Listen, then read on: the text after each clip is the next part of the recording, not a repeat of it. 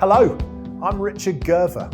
I have lived, I would imagine, quite an interesting life, certainly from my perspective. A life of happy accidents for the most part, of constant change, of opportunity, of seizing opportunity, of travelling down roads I never imagined I was going to travel down. So I started out life as an actor. I failed at that very quickly, in essence because I couldn't act, which was a major problem. For all kinds of reasons, I then found myself in a classroom teaching primary children, which I have to confess was an epiphany. It was a moment, and we all feel it in our professional development and lives, a moment where I thought I absolutely belong here and couldn't understand why I'd never thought about it before. If I'm honest, I thought that was going to be the career I was going to be on for the rest of my working life through to my retirement. I got to be a school principal, a head teacher very, very young, and I know you're looking at me now thinking that's impossible, Richard, because you're still a baby, and thank you for that. I became a head teacher. I was doing that job for about 8 years, and I was lucky enough to lead a community where we took a school from the point of failure, the British government were going to close it down, to winning a UNESCO World Education Award within 2 years. Now, I'm happy to take credit for it, but actually it was down to the team I was privileged enough to lead. As that period came to an end, I was invited by my professional mentor, Sir Ken Robinson, one of the greatest thinkers on creativity and human development I think any of us are ever lucky enough to have come across. And he was the one who actually, on our meeting and our developing relationship, said to me, Richard, it's time for you to come out of education and to work with me on a larger platform. You've got stories to tell around human development, around leadership, around innovation, and around success that possibly you don't even realize you know you can talk about. And he was right, I was deeply skeptical, but I trusted him.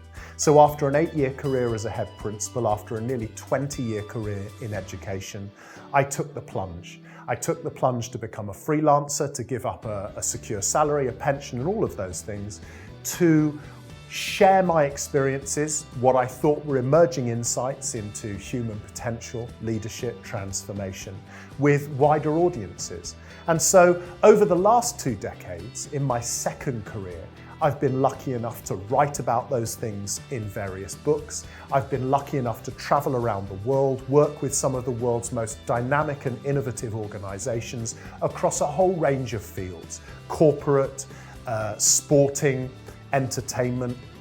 And along the way, not only do I share what I know, what I believe, and what I think about human development, human potential, and leadership, but I'm lucky enough to absorb from some extraordinary people their insights, their experiences. So now what I like to think I do is broker relationships and ideas and different experiences from different fields for each and every one of my clients so that they can have insights both personally from me and from the people I've met and the organizations I've worked with that I think will have enormous power for them as they seek to develop, innovate, and change.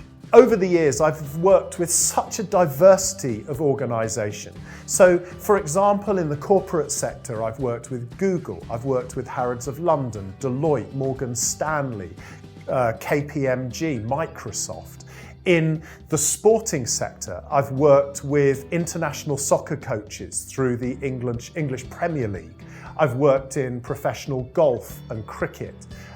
In the entertainment space, I've worked with various record labels, helping them to adjust and develop the human leadership required to change from a traditional format of industry into a digital model.